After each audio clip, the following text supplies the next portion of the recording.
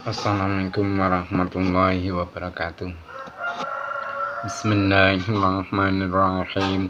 Nawaitu talabal ilmi izanatan jali an-nafsi man sa'iri juhali wa ihya'an dini wa ibaqa'al islami bil ilmi wa daral akhirati wa ridallahi ta'ala wa syukrana nikmatin akli wa nikmatin syahatil badani fadlillahi ta'ala ila hadratina bil mustafa syedina Muhammadin sallallahu alaihi wasallam wa ala alihi wa sahbihi wa zawjihi wa dzurriyyatihi wa ali bidikram wa khususan khasatan ila muslimata kita mabati fikih Syamar Abdul Jabbar wa Jamil Talamiti wa masyikhina wa mu'alifi kutub alati ta'lamna wa lamna sannatana lahumul fatihah.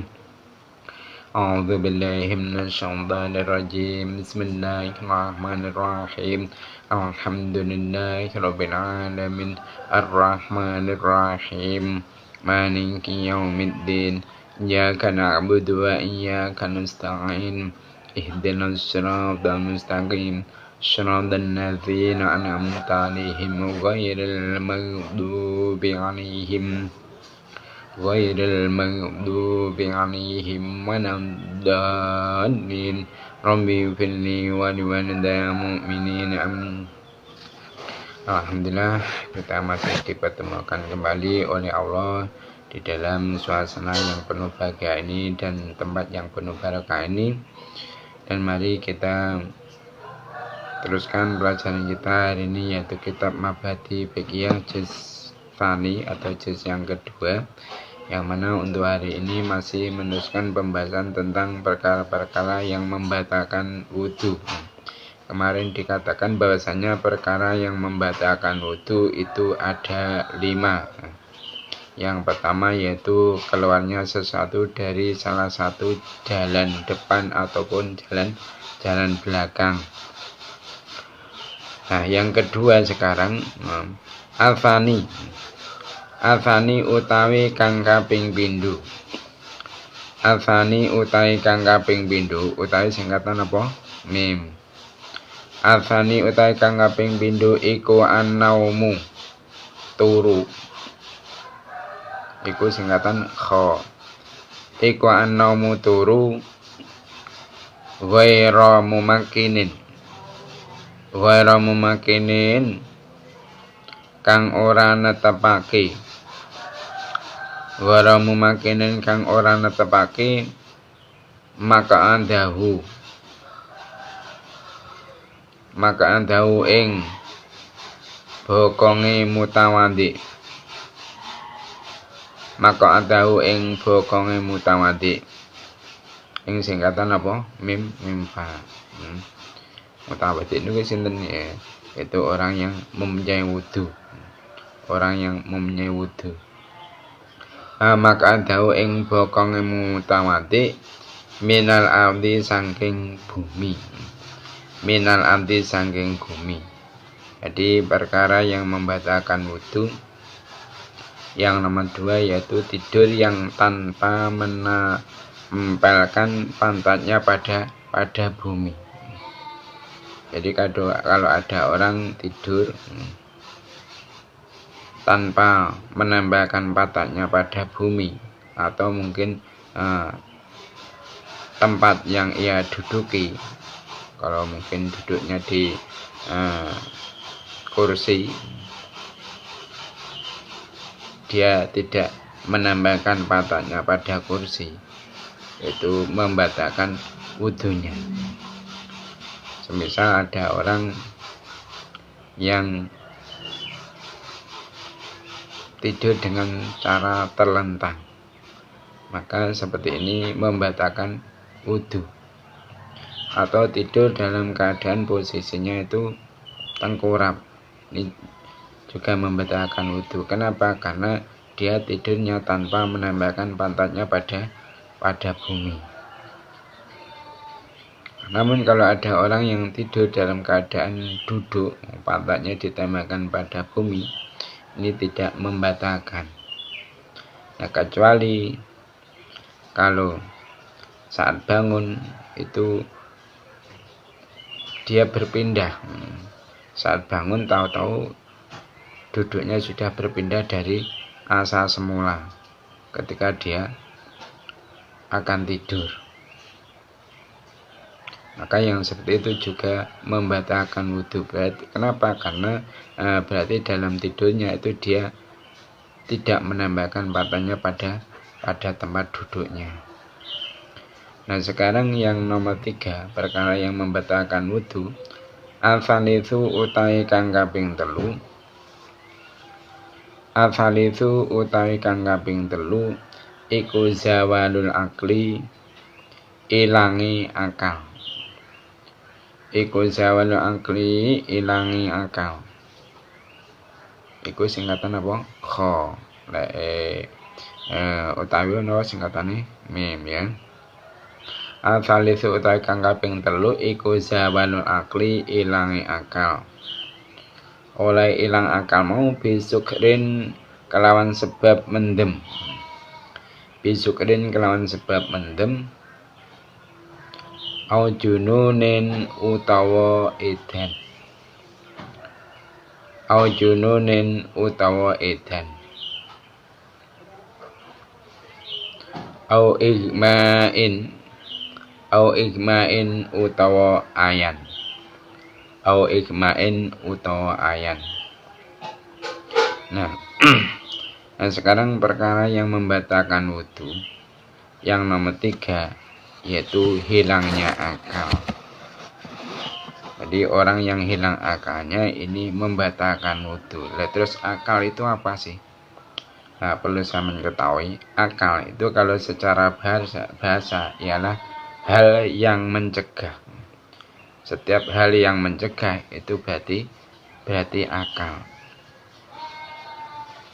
Nah, sedangkan akal secara syara atau secara agama ialah kondisi di mana seseorang itu dapat membedakan sesuatu hal, atau bisa dikatakan tamyiz. Tamyiz itu apa?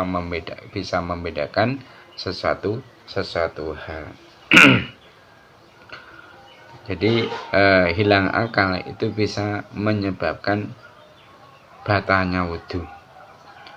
Nah, hilang akal itu bermacam-macam sebabnya.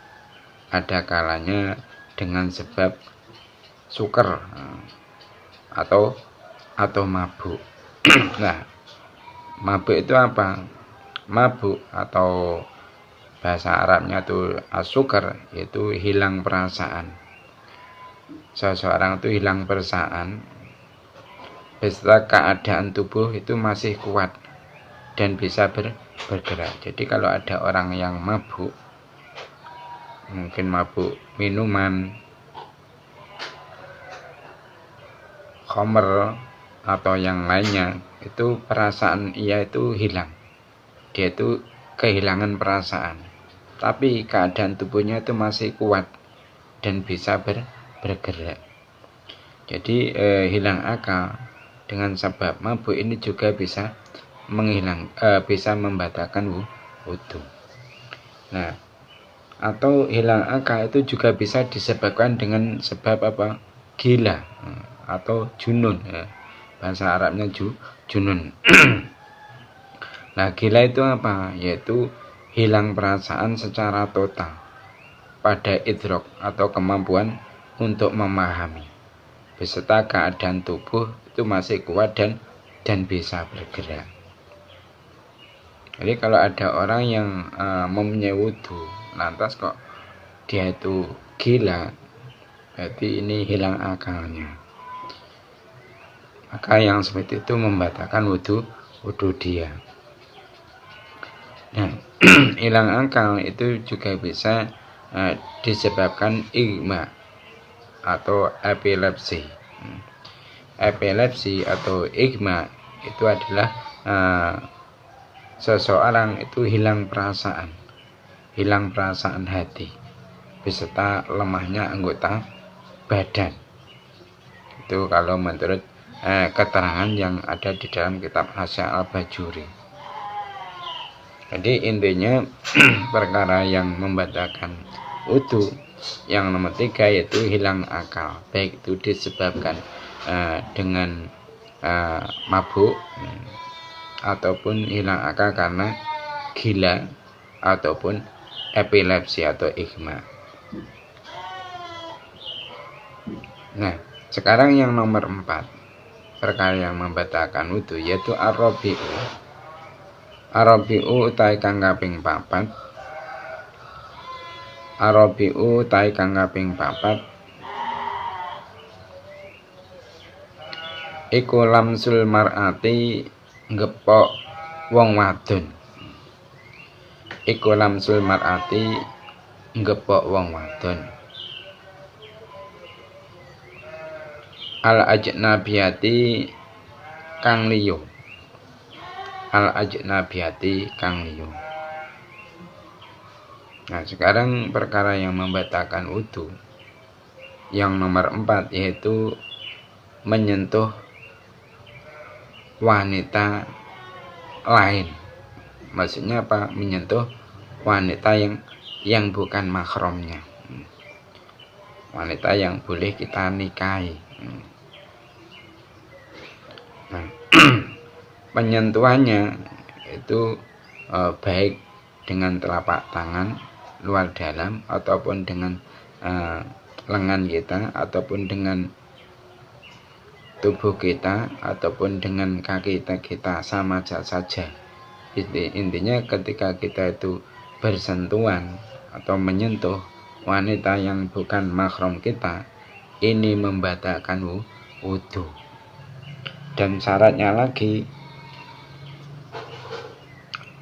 persentuhan kita dengan orang yang bukan mahram yang bisa membatalkan wudu yaitu jika persentuhan kita itu kita lakukan dengan tanpa ada satir atau penghalang.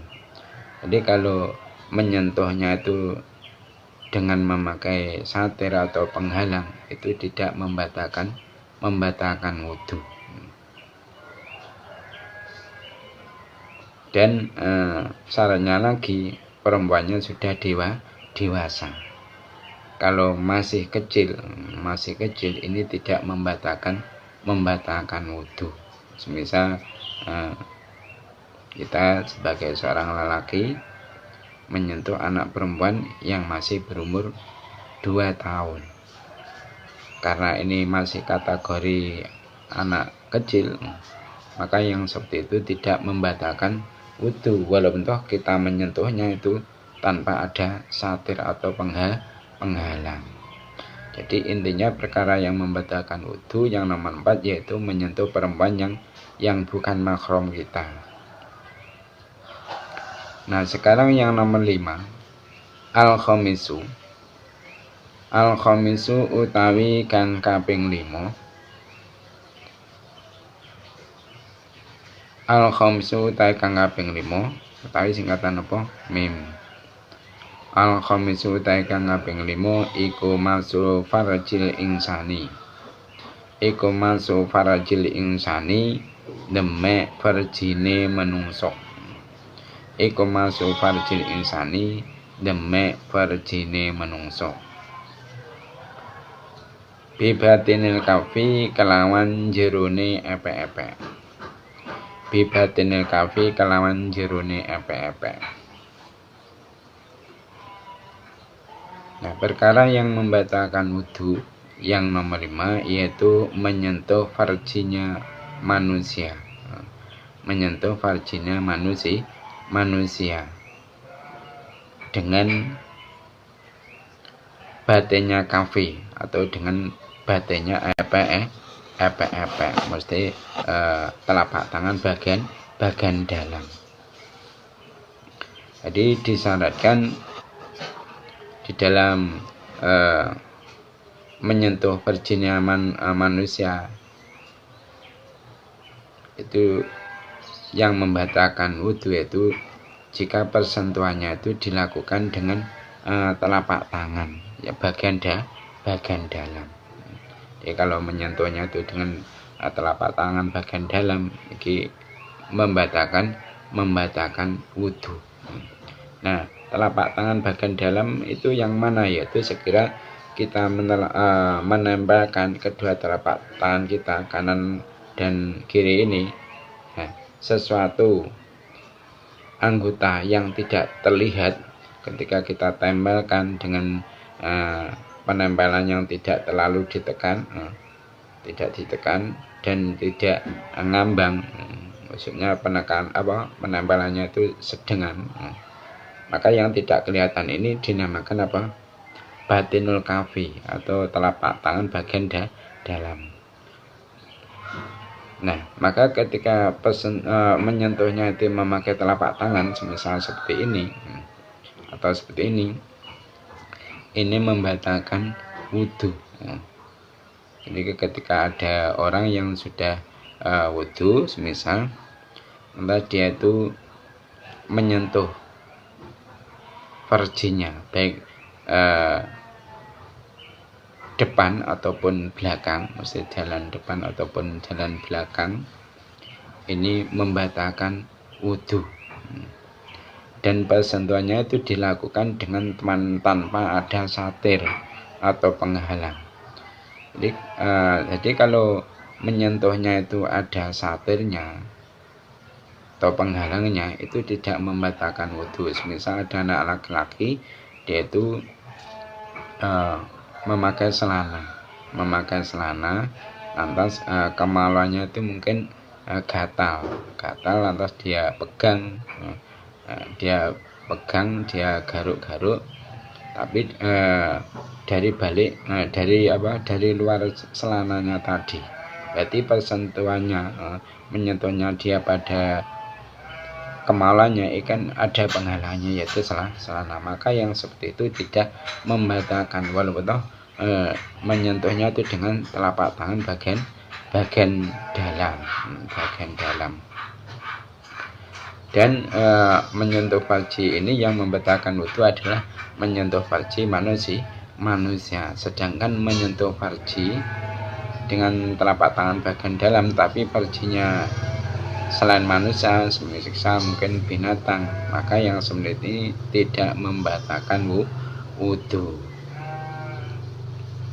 Nah, sekarang setelah kita selesai membahas perkara-perkara yang membatalkan wudhu yang ada 5, sekarang kita membahas tentang perkara-perkara yang dimakruhkan ketika kita berwudhu. Di situ ada pertanyaan, sin ma iku opo? Sin ma iku opo? Iku wau singkatan apa? Kha, ya, kha kecil. Sin ma iku apa? Makruhatul wudhu'i utawi bira-bira makruh wudhu. Makruhatul wudhu'i utawi bira-bira makruh wudhu. Jim al-israfu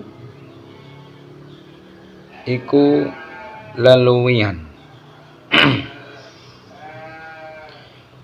Al-israfu iku leluwian.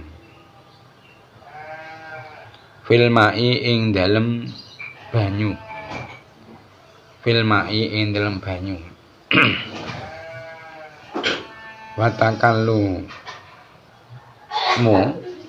Watakalumu lan omong-omongan. Watakalumu lan omong-omongan. Bi ghairi dzikri kelawan tanpa zikir. Bi ghairi dzikri kelawan tanpa zikir. Kelawan apa singkatan mim to. Bi ghairi dzikri kelawan tanpa zikir. Wal isti'anatu lan jaluk tulung. Wal isti'anatu lan jaluk tulung alaihi ing atase wudu. Alaihi ing atase wudu bi akhara kelawan wong liya. Bi akhara kelawan wong liya. Nah, sekarang ada pertanyaan. Yang isi pertanyaannya yaitu sin ma makruhatul wudhu'i. Apa sajakah kemakruhan wudu. Maka dijawab jim al-israfu fil ma'i. Jadi perkara yang dimakruhkan ketika kita melakukan wudu yaitu berlebihan dalam penggunaan air. Jadi kalau kita itu berlebihan dalam menggunakan air nih hukumnya makruh. Nah, makruh itu apa? Kita masih ingat toh?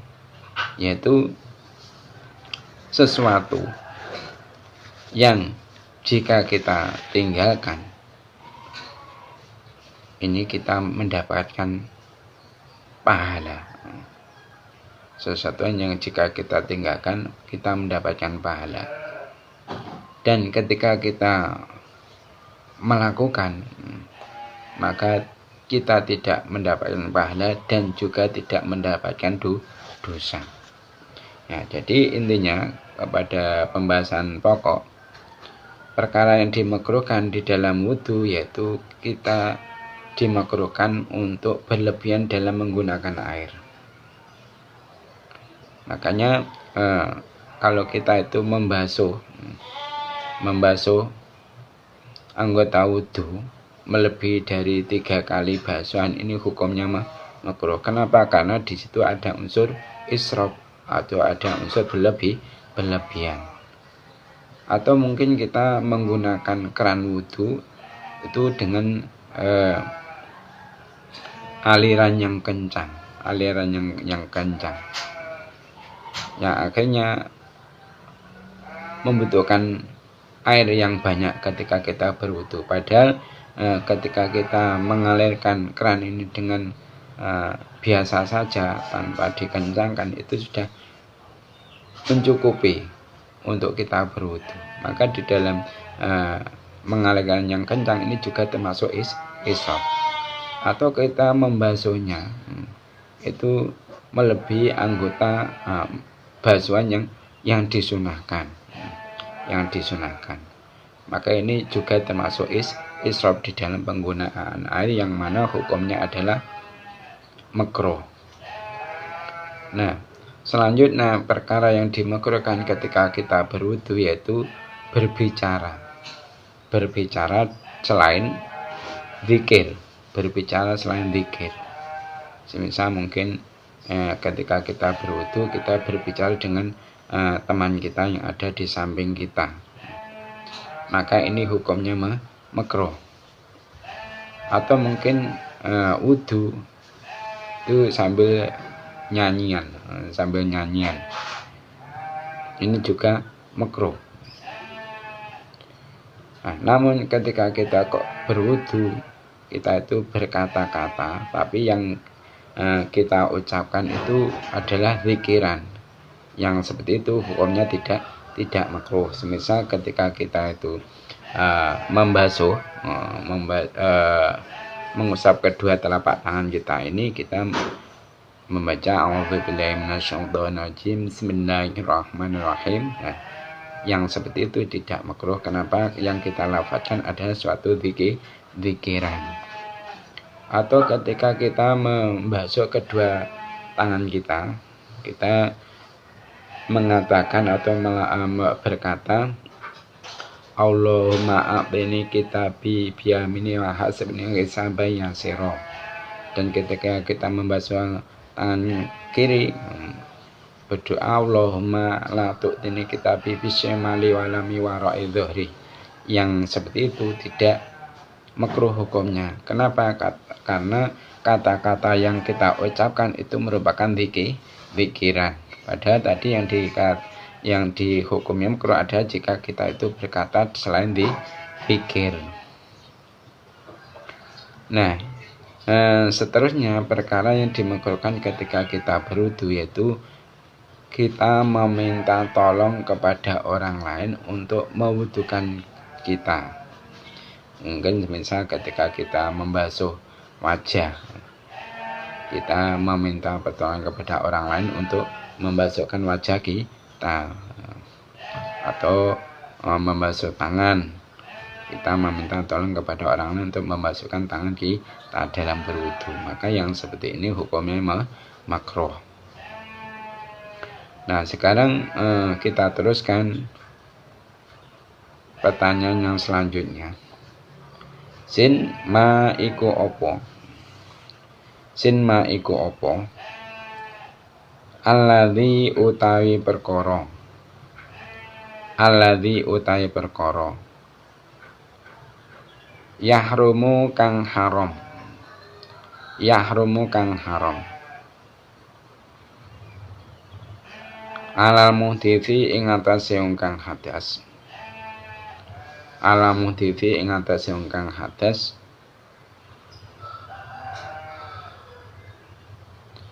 Hadasan kelawan hadas. Kelawan singkatan apa mim to. Hadasan kelawan hadas. Asghara kang cilik. Asghara kang cilik. Bim yahrumu. Yahrumu haram. Yahrumu haram alaihi ing atase muhdits. Alaihi ing atase muhdits. Apa as-salatu nglakoni salat. Apa as-salatu nglakoni salat. Wa tawafu lan tawaf. Wa tawafu lan tawaf. Wa masul mushafi lan demek mushaf. Wa masul mushafi lan demek mushaf.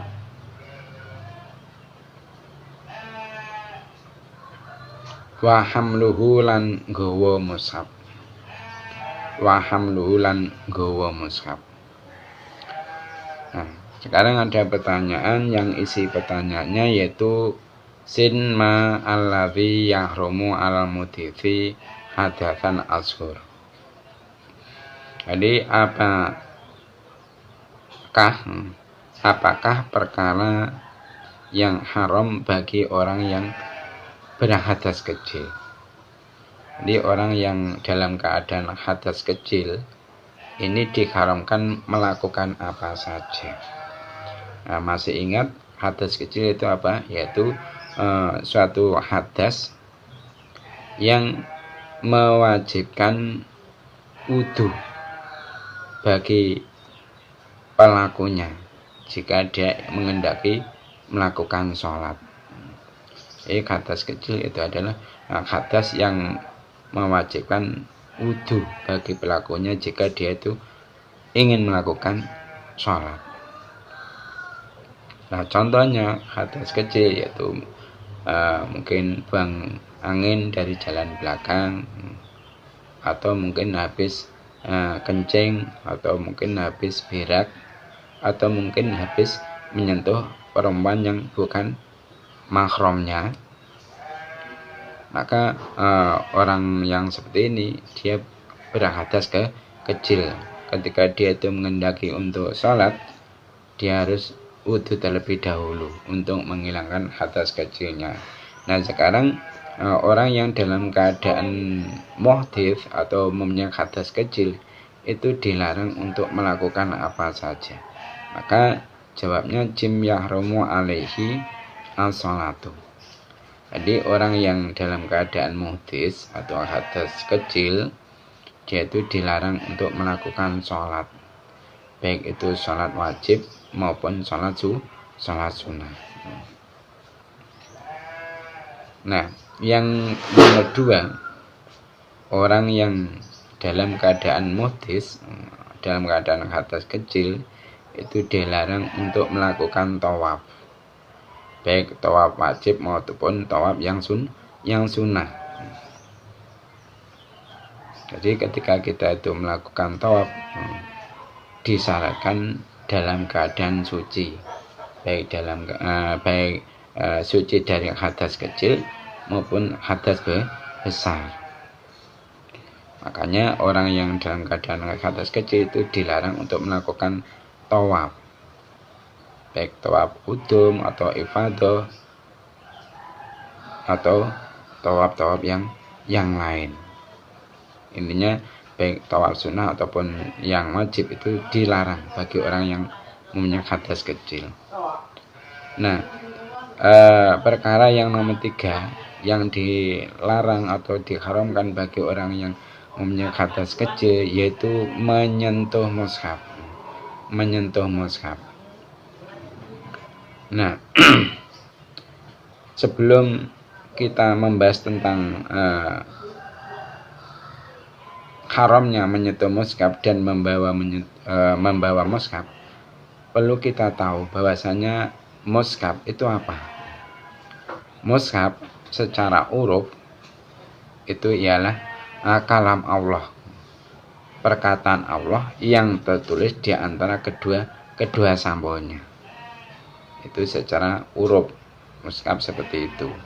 Namun dalam bab ini yang dimaksud mushaf ialah setiap tulisan Al-Quran yang tertulis tujuannya adalah untuk dirasah atau untuk pembelajaran, bukan untuk tabaruk, maksudnya mengambil berkah.